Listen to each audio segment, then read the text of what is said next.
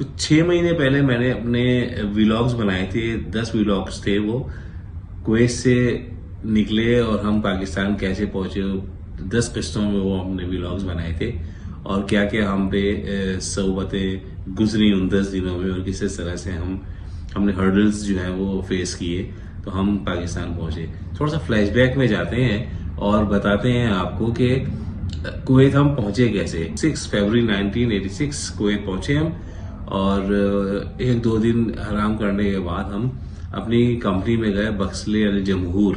वहाँ पे जो मैनेजिंग पार्टनर थे नसीम साहब की रिलेशनशिप थी मौजम चचा से, और मौजम चचा ने हमारी अम्मी को बहन बनाया हुआ था। तो अम्मी ने मौजम चचा से कहा कि भाई मसूद को हमें कुवैत बुलाना है तो उसके लिए कुछ इंतजाम करें। मौजम चचा ने नसीम साहब से कहा, नसीम साहब ने हमारा वीज़ा निकलवा दिया, लेबोरेटरी केमिस्ट का वीज़ा निकलवा दिया। था तो वीज़ा लेबोरेटरी केमिस्ट का, लेकिन हम जब पहुंचे हैं अपनी कंपनी काम करने के लिए तो हमें बिल्कुल लेबर की तरह हमने काम करना पड़ा। तो 3-4 महीने काफ़ी मेहनत की हमने। फोक लिफ्ट भी चलाया वहाँ पे, बोरियां भी सी हमने वहाँ पे।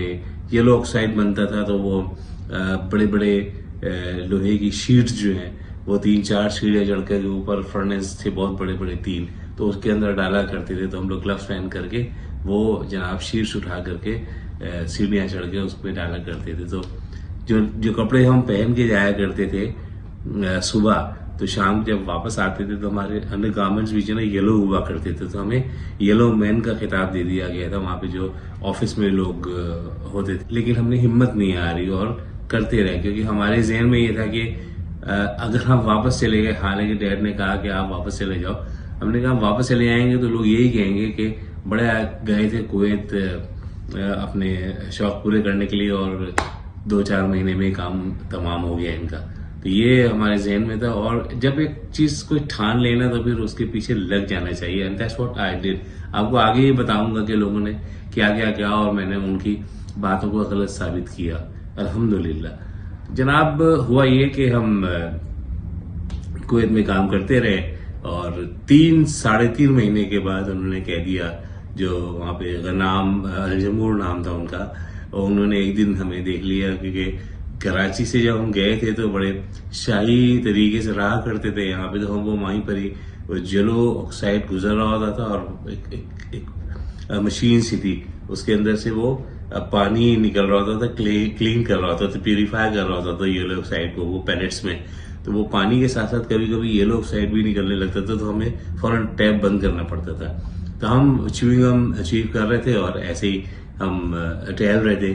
तो इसी असना में गनाम साहब भी आ गए। उन्होंने देखा तो 1-2 टैप में से येलो ऑक्साइड निकल रहा था, तो उन्होंने मुझे बड़ी हकीराना नजरों से देखा और चले गए। और फिर वहां पे जाके नसीम साहब से कह दिया कि I don't need your man from tomorrow.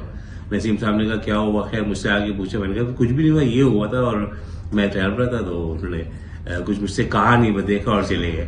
तो कह रहे 2-4 दिन के लिए तुम नहीं आना, मैं इससे जरा बात कर लूँ। मैंने कहा अच्छा ठीक है जनाब। फिर हम घर चले गए, डैडी को बता दिया, और उसके बाद हमारा इंटेंशन भी नहीं था इतना ज्यादा वहाँ काम करने का। तो हमें इत्तेफाक से वर्बा ट्रैवल एक कंपनी थी, वहाँ पे जॉब मिल गई, और इत्तेफाक से मोहम्मद अल सैमी उस कंपनी का ओनर था। तो मोहम्मद अल सैमी और गनाम अल जमूर दोनों पड़ोसी थे। तो मोहम्मद अल सैमी जब हमने बताया कि गनाम अल जमूर के वीजा के ऊपर आए हुए, तो उसने हमसे कहा कि आप आराम से काम करो, मैं गनाम से बात कर लूंगा, ट्रांसफर करा लूंगा तुम्हारा वीजा।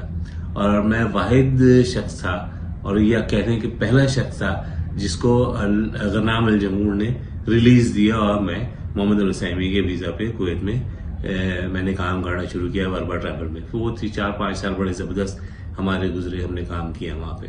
तो ये सिलसिला था। इसके बाद फिर हुआ यूं कि हम वापस आ गए। वापस आने के बाद हमने जॉब शुरू कर दी, जॉब शुरू की। हमने आपको बताया था कि हम दुबई भी चले गए, दुबई से वापस आए। फिर दुबई से वापस आने के बाद मंसूर साहब होते थे एक सिंगापुर एयरलाइंस में, उनसे हमारी अच्छी वेवलेंथ थी। तो हमने उनको फोन किया कि मंसूर भाई मैं वापस आ गया हूँ दुबई से और आप मुझे जॉब चाहिए। तो उन्होंने राजपूत साहब से बात की, पैसेज ट्रैवल उन्होंने बनाई थी गोयते इंस्टीट्यूट के बराबर में। तो उन्होंने कहा यहाँ चले जाओ। अच्छा, दिमाग में ना चीजें चलती रहती है, पकती रहती हैं हमारे। तो हम उनके पास हो गए, उन्होंने हमें हायर कर लिया। लेकिन उससे पहले हमने अमेरिकन एक्सप्रेस में इग्नालो डिसोजा होते थे, उन्होंने हमें बुला करके इंटरव्यू करा दिया था अमेरिकन एक्सप्रेस में। अमेरिकन एक्सप्रेस में मैंने इंटरव्यू किया था जमशेद सफदर साहब ने, बड़ी डायनेमिक पर्सनालिटी थे। तो खैर हमने, अब जवाब आया नहीं था अमेरिकन एक्सप्रेस से, हमने पैसेज ट्रेवल ज्वाइन कर ली 5,000 रुपए में। एक हफ्ता गुजरा था कि हमें अमेरिकन एक्सप्रेस से कॉल आ गई कि मसूद रिजवी आपको सिलेक्ट कर लिया गया, आप आ जाइए। वही लेटर हमने जाकर के राजपूत साहब को दिखाया कि सर ये लेटर मिल गया है मुझे अमेरिकन एक्सप्रेस की तरफ से। खुश हुए वो, और इस इंडस्ट्री में चंद एक लोग हैं जो किसी की तरक्की को देख करके खुश होते हैं, उनमें से एक राजपूत साहब भी हैं। तो उन्होंने कहा कि बिल्कुल तुम ज्वाइन करो जा करके, और कोई इशू नहीं है, हम कोई और हायर कर लेंगे। खैर हमने अमेरिका एक्सप्रेस ज्वाइन कर ली जनाब हमने, और शब रोज गुजरते चले गए। काफ़ी सीखा हमने वहाँ पे, रज़ाक मंजलाई साहब से भी काफ़ी सीखा। हमारी टीम जो थी वो थी शमशी साहब के अंडर में। शमशी साहब कमाल आदमी थे, काफ़ी इन डेप्थ उनके पास नॉलेज थी, तो उनके अंडर में काम करते रहे हम। काफ़ी उनसे सीखा हमने। हमारी काबिलियत, हमारी एफिशिएंसी का मेयार ये था उस ज़माने में कि एक टिकट बनने के लिए हाथ से टिकट लिखा करते थे। तो मैंने हांगकांग का टिकट बनाना, हांगकांग टू कराची या कराची हांगकांग कराची टिकट ऐसे बनाना था। तो मैंने हांगकांग की जगह हांगकॉक लिख दिया, और इत्तेफाक से वही टिकट जो है वो रज़ाक मंजलाई साहब के पास चला गया। तो वो टिकट लेकर के आए और सबको दिखाया ये हांगकॉक कोई नई जगह दरियाफ्त की है मसूद रिजवी साहब ने। मैं शिजदर रह के मैंने कहा ये क्या कह रहे हैं। फिर उन्होंने मुझे टिकट दिखाया, मैं ये हांगकॉक क्यों लिखा है, तो नहीं हांगकांग है। सर गलती हो गई, बैंकॉक और हांगकांग जो है वो। कह रहे तुम्हें ना इंजेक्शन लगाने पड़ेंगे तब जाकर के सही होगे तुम।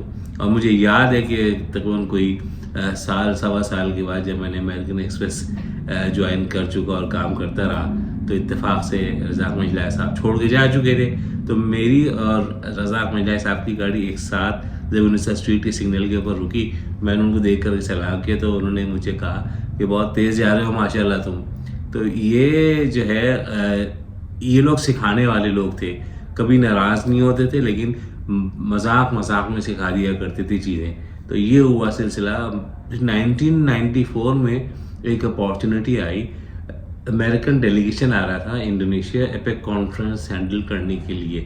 तो यहाँ से जमशेद सफदर साहब इंडोनेशिया मूव हो गए थे, अमेरिकन एक्सप्रेस इंडोनेशिया।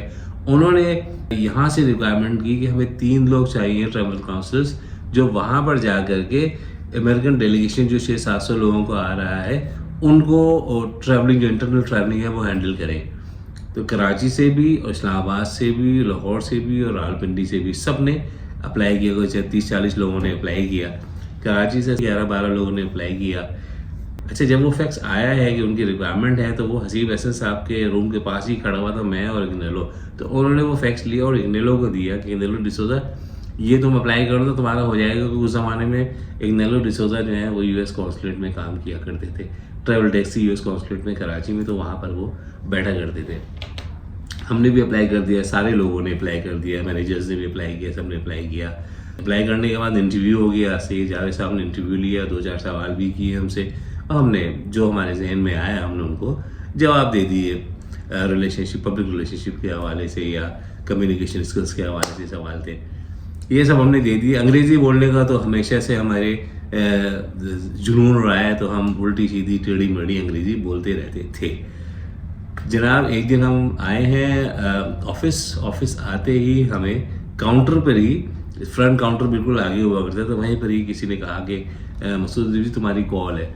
तो मैंने कॉल ली, तो वहाँ पे मीर तारिक रियाज साहब थे, वो इस्लामाबाद में हमारे डायरेक्टर सेल्स हुआ करते थे।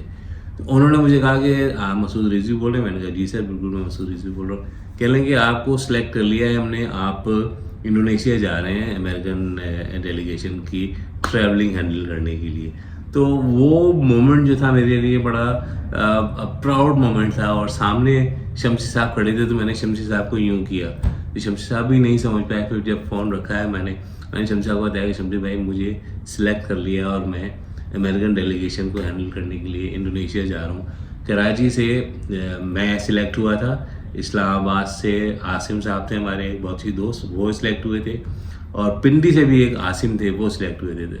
हम तीनों को फिर इंडोनेशिया भेजा गया इंटरकॉन्टिनेंटल बरोबदूर जकार्ता में हम लोग रुके को 15 दिन वहाँ पे, और हिल्टन में हमारा कैंप ऑफिस था, और हिल्टन में ग्राउंड फ्लोर पे ऑफिस था, 11th फ्लोर पे मिस्टर क्लिंटन और वार्नर क्रिस्टोफर और ये सारे लोग, उनकी सिक्योरिटी सब वहाँ पर रहा करते थे। तो इत्तेफाक हुआ हमारा मिस्टर क्लिंटन से मिलने का भी, हिलरी क्लिंटन से मिलने का भी इत्तेफाक हुआ, वार्नर क्रिस्टोफर और उनके जो सिक्योरिटी गार्ड्स हैं उनसे बाकायदा बैठ करके हमारी मीटिंग्स हुई, बातें हुई, उन्होंने अपने एमिनेशन भी दिखाया, तो हमने पूछा भी उनसे, 2-4 सवाल भी किए। बहुत अच्छा एक्सपीरियंस था वो, और काफ़ी 15 दिन से 20 दिन हमने गुजारे इंडोनेशिया में, और बहुत ही कमाल एक्सपीरियंस रहा।